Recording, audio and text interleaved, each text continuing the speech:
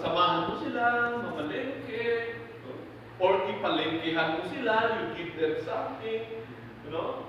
Or kung balo sila, hanapan mo ng boyfriend o girlfriend, you know, practical, you look for things like that.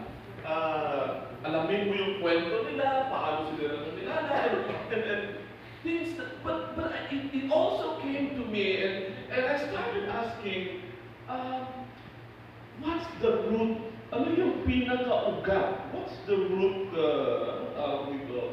what's the foundation of the commandment of honoring your mother? Why is it so important? Why is it so important that God included this to the first commandments? Why mother and father honoring them?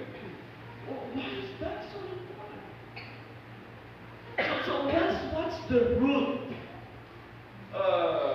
What's the foundation? What's the importance of really honoring them? And I keep thinking and looking at the context and looking at the reason why kung bakit binigay ng Panginoon yung Ten Commandments to the nation of Israel. And when you look at it, you will understand that the Ten Commandment was given kailan na? When do you remember when the Ten Commandment was given? It is during the time when Moses brought them out of Egypt, right? And they went to this place called Sinai. They're about to cross the Promised Land. And God appeared to them, but it was Moses who went up. It was Moses who went up to the mountain, and God gave him this tablet which inscribed yung Ten Commandments. And one of which, and the reason why he gave that is because he wanted, gusto po ng Panginoon, that the nation of Israel will be a unique nation. Will be a nation that is peculiar, yung kakaiba. Tanungin mo yung katabi mo, kakaiba ba? At yun yung gusto po ng Panginoon sa nation of Israel. They don't, God doesn't want them to just follow along like the nation of Egypt and all other nations that surround Israel. God wants them to become different.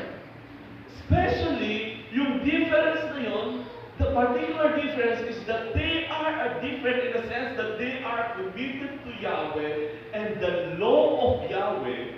Why? Because when they are committed to the laws and will of Yahweh, they become a blessing to the other nation.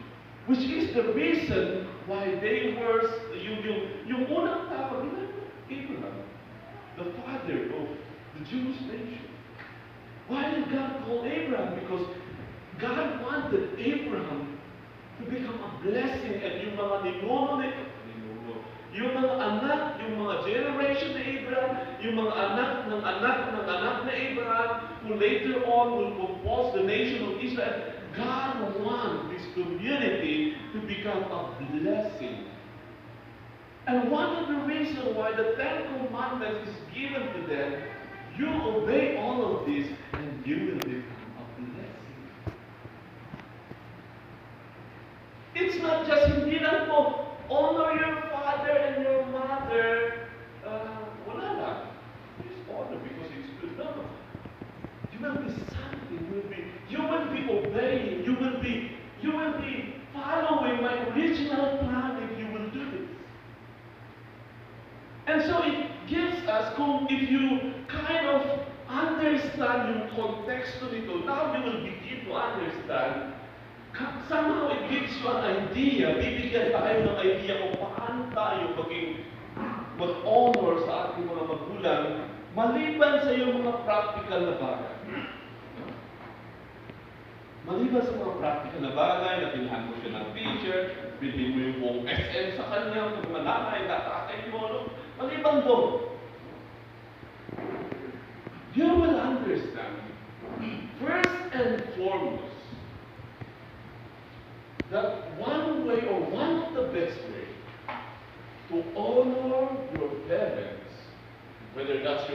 father or your mother is that you become honorable yourself.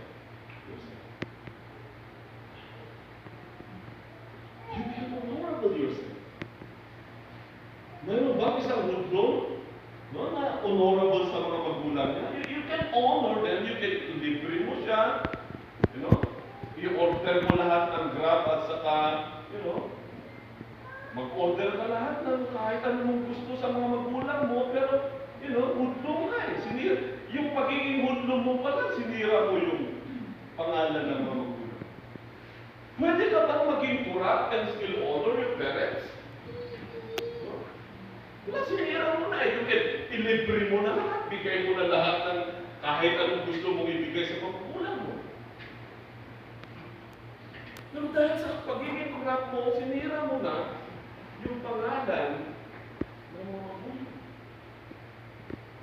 So one of the best way of really honoring them is first and foremost turning ourselves into becoming an honorable individual. Becoming a good person. Becoming a person who is committed to Yahweh.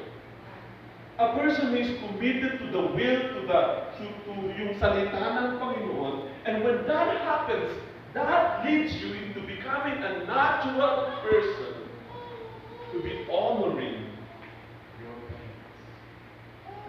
Maging normal na lang eh. No?